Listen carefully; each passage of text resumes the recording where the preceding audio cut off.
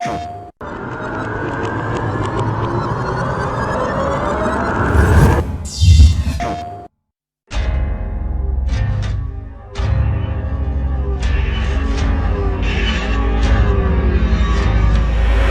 focus of this game has always been about these characters, and every decision we've made has always been, how do we show off this relationship? How do we show off this bond? How do we build Joel and Ellie over the course of the entire game and get you to care about each character and then how they relate to one another? With Joel as a character, there's an interesting kind of conflict. Here is a guy that is willing to do whatever it takes to survive. And we really wanted to show in this world there aren't necessarily good guys and bad guys. There's just people trying to survive, and Joel is just one of those people. He's tasked with delivering this girl somewhere, and over the course of their interaction, of how they spend time together, they form this unbreakable bond, and they really start seeing them care more and more for each other. So we wanted to show this guy that's pretty cold, cold-hearted, can do terrible things, and yet at the same time can develop this love for this girl where he's willing to do anything to save her.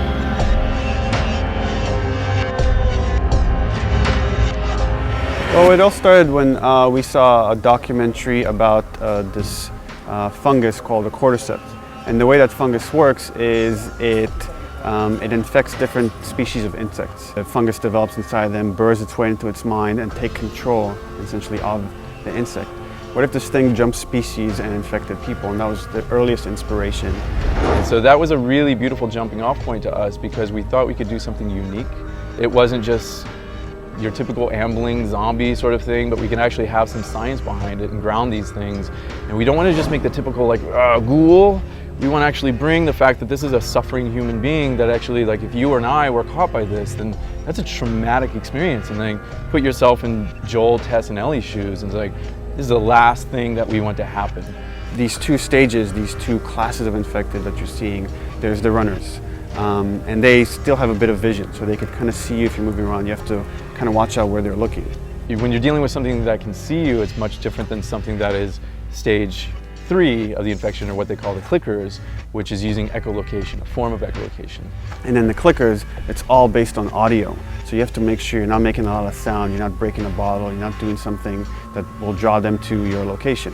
On a psychological level as a player, it kind of invests me in trying to see, like, what's behind that bush, what's around that corner, you know, and we can play with darkness and light in there and the sounds, etc. So we really want to, like, not only beautify it and say, like, oh, this is really gorgeous, but at the same time, like, kind of like add that suspense in there.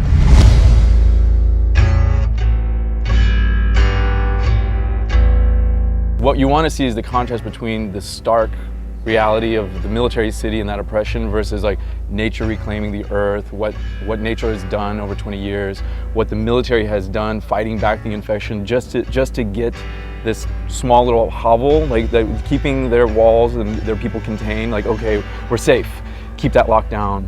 You're in the city, and it's, in a way, you're surrounded by death. There's no one there. It's locations you're familiar with and that should be filled with people, should be filled with life, and they're empty. First of all, it's beautiful and creepy. Like, it's one of those, like, weird, like, nature's pretty amazing kind of things.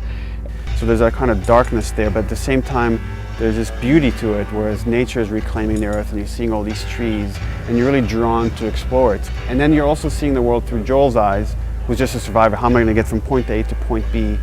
And it's contrasted against the way Ellie views the world. And it's like, again, all she's known is this oppressive quarantine zone. So when she comes out, she's never seen a skyscraper up close before. And for her to come out and actually be next to these things, these skyscrapers, glass buildings, like, wow, this is really amazing, this is really impressive. So we want to see it kind of through her eyes. In a way, they're scared for their lives. She's just enamored with the world and how it looks because she's never seen anything like this.